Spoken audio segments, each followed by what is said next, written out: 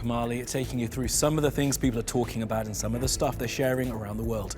On Newsfeed today, Trump meets Modi in India. It was a big deal IRL and online.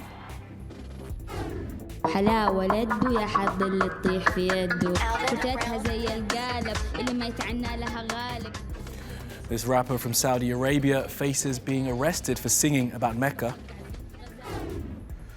And unto the earth they return. A man dies trying to prove the earth is flat. And viral video of a dog and a baby in Monday's Animals Doing Stuff.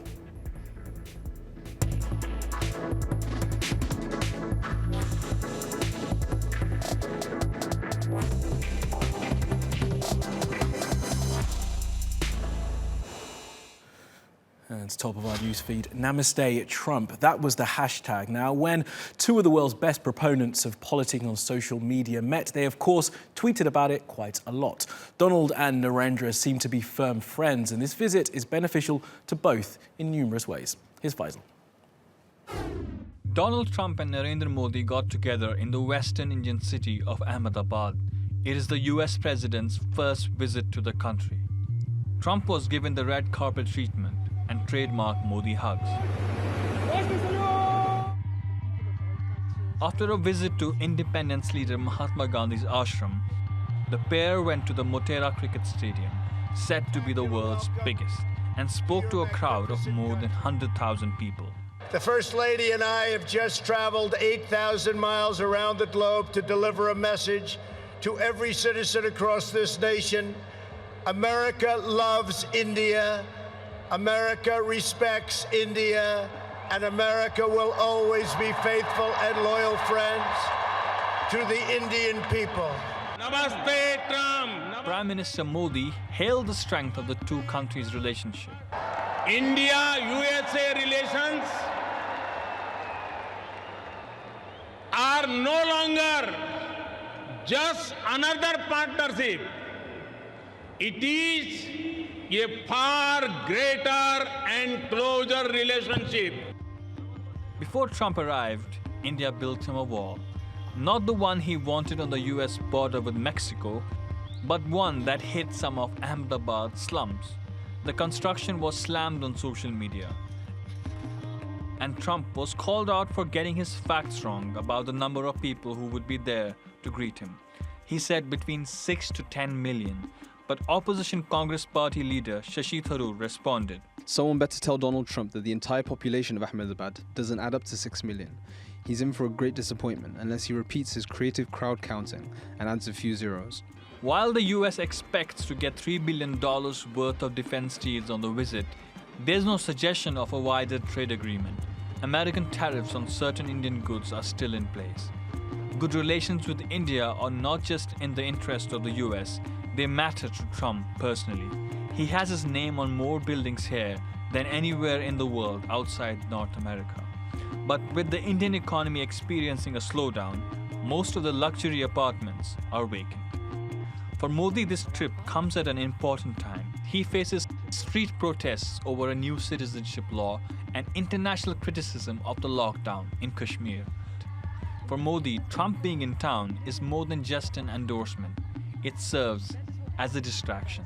But as the Trump train winds its way through India over 2 days, Modi and his supporters seem happy to go along for the ride. Okay, let's take a look at some of the other things that caught our eye on social media. Now, what is wrong with people? This woman has been caught by the cops in Australia after this video of her vandalising a Tesla in Sydney was posted on Twitter. The owner had asked the internet to help find her, and it looks as if it did. Tesla have what's called a sentry mode. It's a security feature which turns on a camera when people get too near who are not holding the key to the car. The brand Supreme has collaborated in one of the loosest senses of that word to create this, a Supreme Oreo.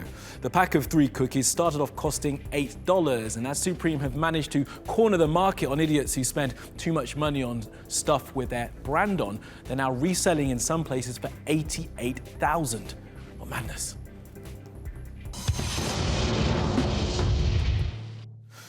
Now, a Saudi woman put out a song on her YouTube celebrating being from Mecca. It's led to anger and racism from some on social media and the threat of her being arrested. Adama has the story. أنا بنت مكة أصيلة وعشانها تشقى إيه في وقت الشدة ما نتكة ينشد الظهر لاقيني عالدكة إيه فلوك هادي الشعر مسقة نمبر 1 هي راح تبقى كيف الجمال هنا راح تلقى بنت الغربية بنت مكة. Saudi Arabian rapper ISL Slay has stirred up a controversy in her latest video Bint Mecca. She raps about how proud she is to be from Mecca.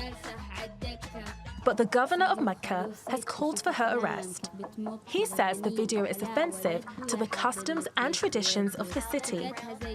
ISL's YouTube channel has been shut down and the clip removed.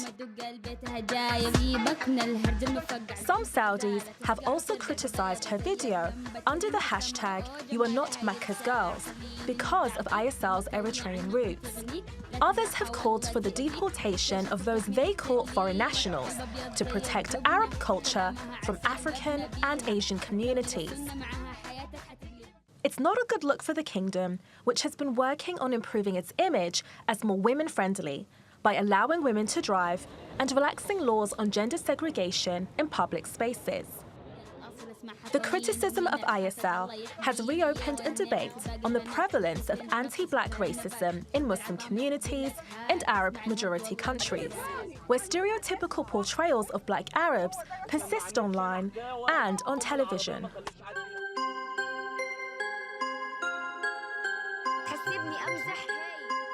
It's not the first time a Saudi woman has released a rap video.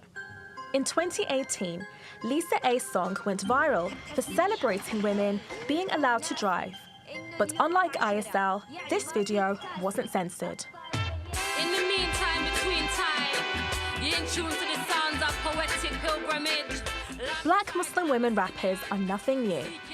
From UK duo Poetic Pilgrimage to US rapper Misunderstood, rap and hip-hop culture has long been used to express identity and spirituality for Muslim women. But it seems that in Saudi Arabia, not all Muslim women can express pride in their Saudi identity.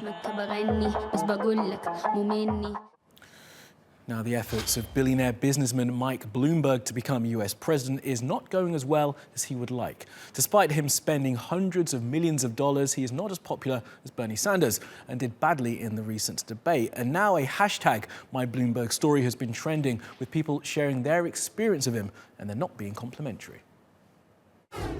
That policy was among the most racist policies out there.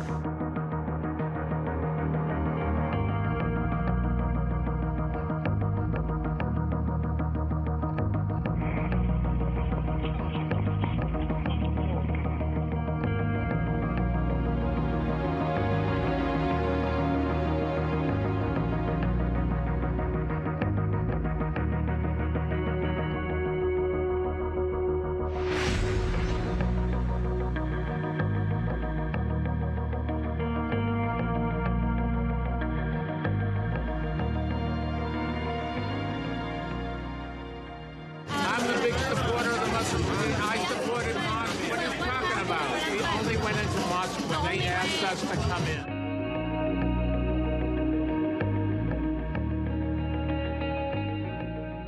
While mayor in New York City, Mike Bloomberg enforced stop and frisk, a policy that pretty much gave cops carte blanche to just stop any black person, any Latino person, any Muslim person, because they fit the description. And because, you know, we all look like we're criminals, right?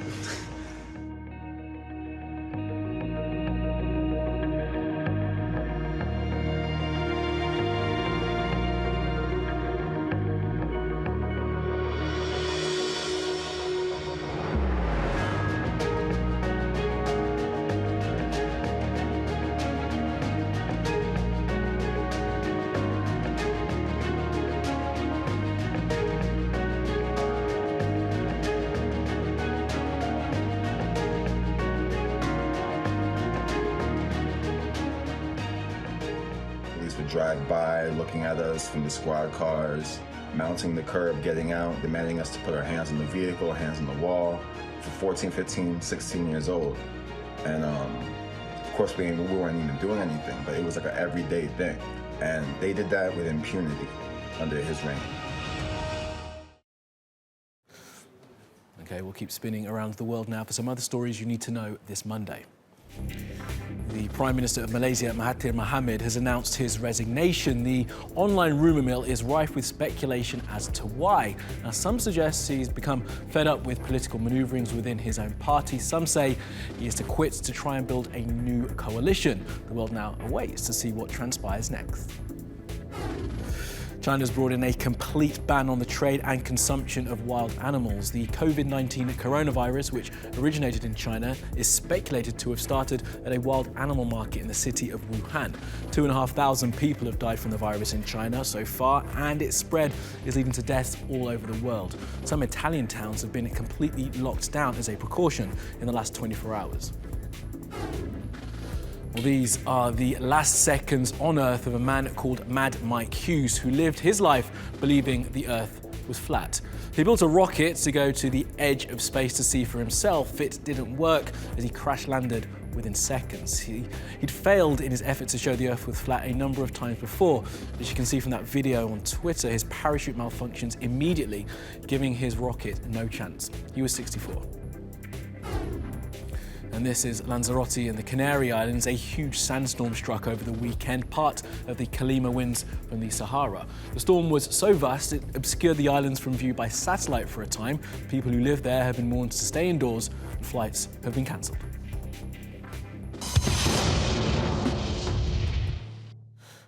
Now, a really old building has reopened to visitors in Pompeii in Italy. A place immortalised in time by a volcanic eruption thousands of years ago was damaged again by an earthquake in the 70s. Now, one of the city's best treasures is available to be marvelled at once more.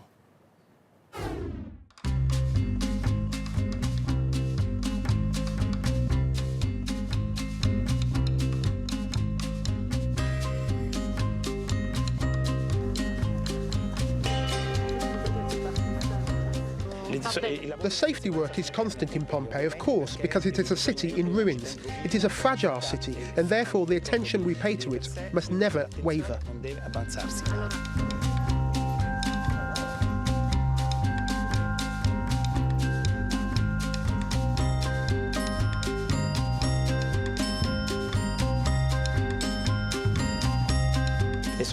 When you excavate in Pompeii, there are always surprises.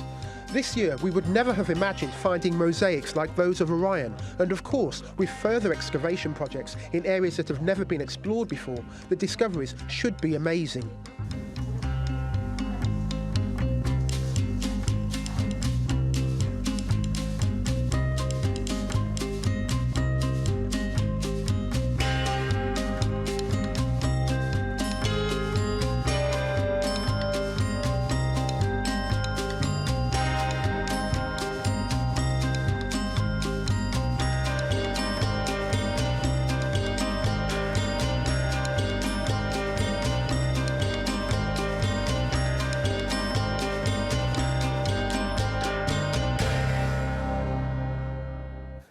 And last up is an animals doing stuff, and this one should make you smile on a Monday, then maybe grimace a bit.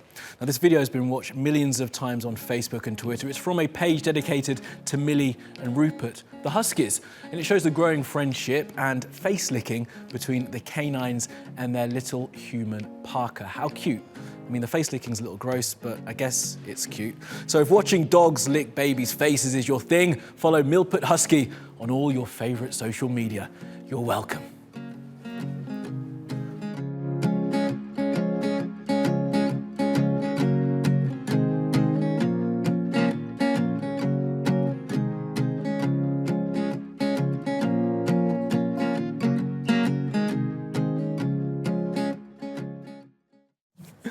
And that will be all from the Newsfeed team. Reach out to me with your questions, comments, complaints and suggestions. You'll find me at Kamali Melbourne. You'll find us 24/7 on YouTube. Subscribe to that channel and follow me on Twitter.